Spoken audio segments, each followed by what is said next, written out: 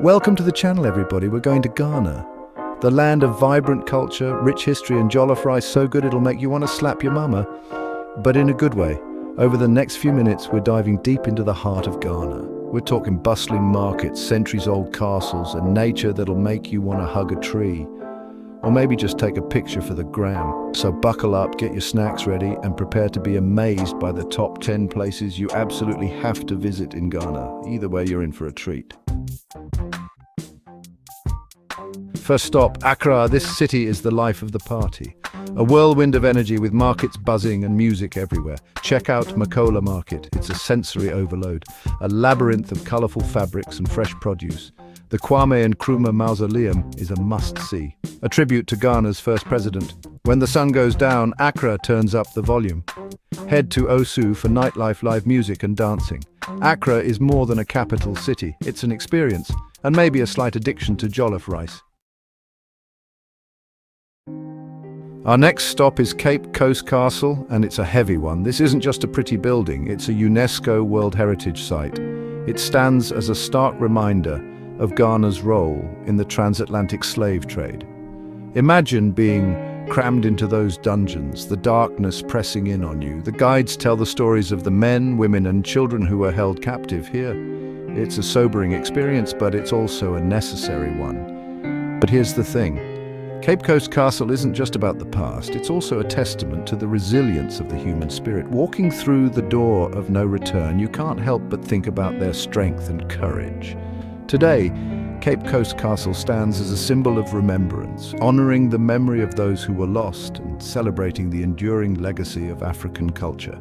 Visiting this site is a powerful reminder of the importance of understanding our past to create a more just and equitable future. It's an experience that will stay with you long after you leave Ghana. And let's get our adrenaline pumping at Kakum National Park. This place is a nature lover's paradise. We're talking lush rainforest, monkeys swinging through the trees, and birds with feathers so colorful they make a rainbow look dull. But the real star of the show, the canopy walkway. Imagine walking across rope bridges suspended high above the forest floor. It's not for the faint of heart, but trust me, the views are worth it. You'll feel like you're on top of the world, and if you're lucky, you might even spot some of the park's more elusive residents. Giant forest hogs, bongo antelopes, and over 200 species of birds. Kakum National Park is a great reminder of the beauty and biodiversity of Ghana's natural heritage. So, pack your hiking boots, grab your binoculars, and get ready for an adventure. Hold on to your safari hats, folks, because we're heading to Mole National Park. This is where you go to experience the African savanna in all its glory. Picture this: vast grasslands, elephants casually strolling by, and maybe even a lion roaring in the distance. Mole National Park is home to some of the most incredible wildlife in West Africa. We're talking herds of elephants, graceful antelopes, warthogs, and if you're really lucky, even leopards.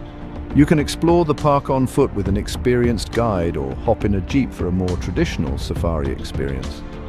But Mole National Park isn't just about the big game. Keep your eyes peeled for the smaller creatures too.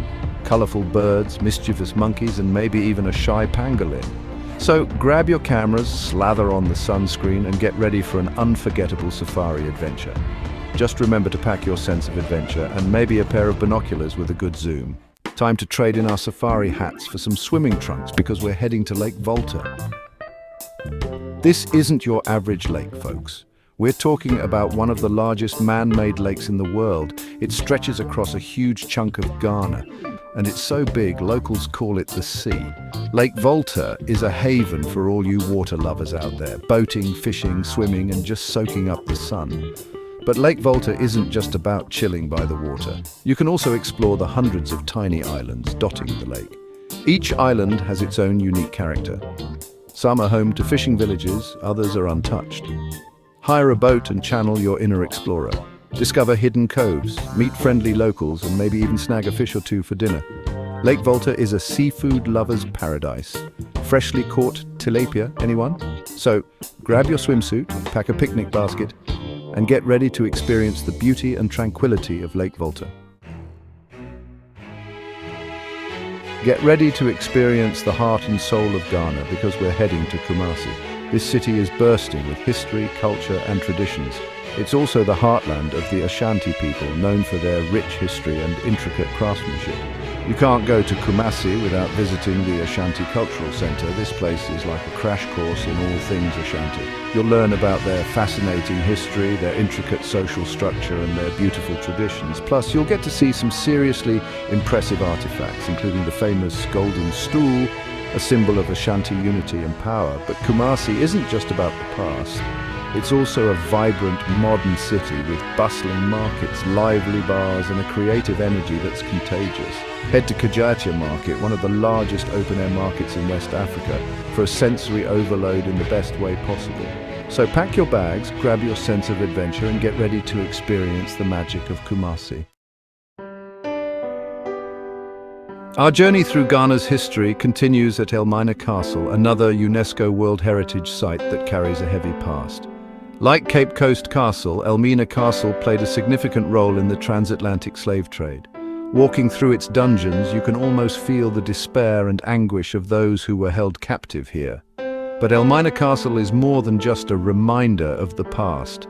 It's also a place of remembrance, reflection, and reconciliation. Today it stands as a symbol of the strength and resilience of the human spirit, and a testament to the enduring legacy of African culture and heritage. Visiting Elmina Castle is a powerful and emotional experience, but it's an essential one for anyone who wants to understand the complexities of Ghana's history. It's a reminder that we must never forget the past, but instead use it to build a more just and equitable future for all.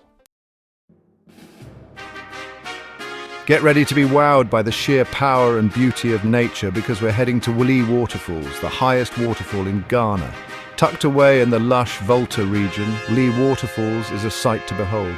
Imagine cascading water plummeting down a sheer cliff face surrounded by lush rainforest. The hike to the falls is an adventure in itself.